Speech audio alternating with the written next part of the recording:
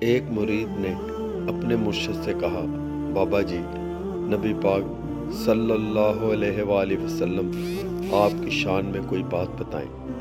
بابا جی نے کہا، پتر، لا الہ الا اللہ محمد الرسول اللہ، نہیں کوئی معبود سوائے اللہ کے، اور محمد صلی اللہ علیہ وآلہ وسلم اللہ کے رسول ہیں۔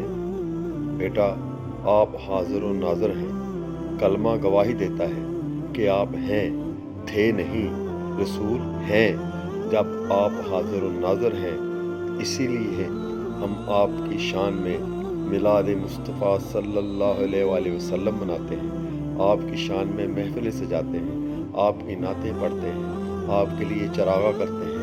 بے شک آپ اللہ کا نور ہیں۔ اللہ تعالیٰ ہماری عبادات کو، ذکر اذکار کو قبول فرمائیں۔ آمین۔